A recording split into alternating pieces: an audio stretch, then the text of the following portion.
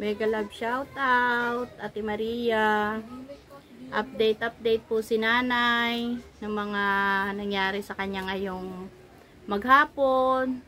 Natapos na po yung kanyang ultrasound. Binigay na po sa amin yung result. Tsaka po yung kanyang biometric ay sa UARM po ginawa.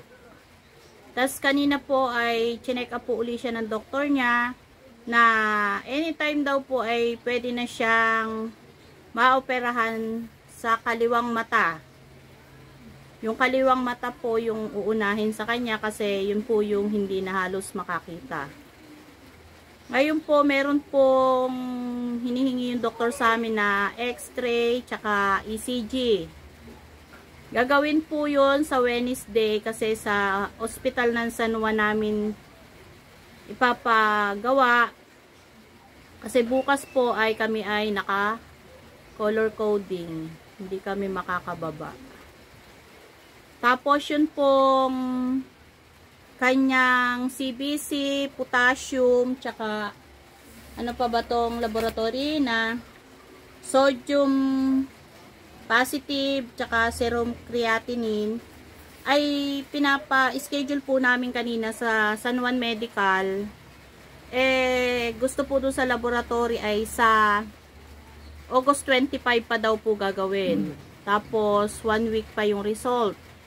Kaya po siya lang naman po yung magiging problema namin. Hindi naman po siya ganun kamahal. Ay siguro po ay bukas ay ipapagawa na lang namin sa clinic na medyo mababa lang naman po yung presyo. Hindi naman po ganong kamahalan yung CBC, potassium, tsaka creatinine, tsaka yung sodium negative. Yun na lang naman po yung ipapagawa namin na may bayad. Tapos, sabi po ni Doc sa amin, pag natapos daw po namin hanggang Wednesday, lahat ng laboratory, i-text ko lang daw po siya, baka ma-schedule na niya ng Webes.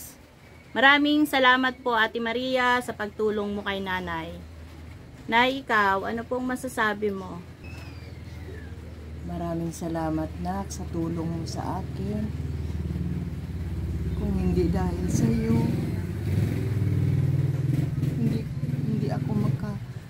hindi ko magawang papaopera sa sarili ko nang dahil sa iyo anak. Maraming salamat sa iyo sa tulong mo sa akin. Nga hindi ko po alam kung paano kung mapagpasalamatan ng buong buo ang tulong na binigay mo sa akin. Hindi naman kita kamag-anak para makatulong sa akin ng ganito. Pero malaking bagay kayo sa buhay ko. Nang dahil sa inyo, makakita muli ako, anak. Pasensya ka na.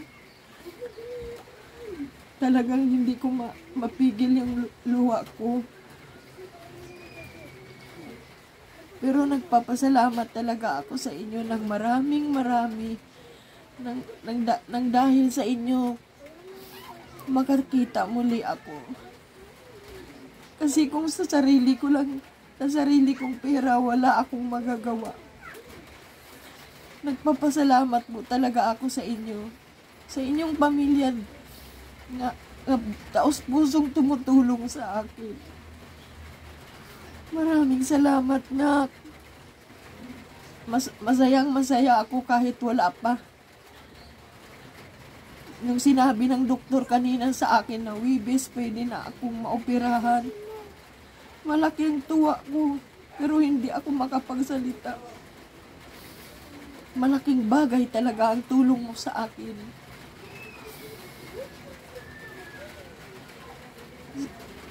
Tama na nay, at baka umiyak pa.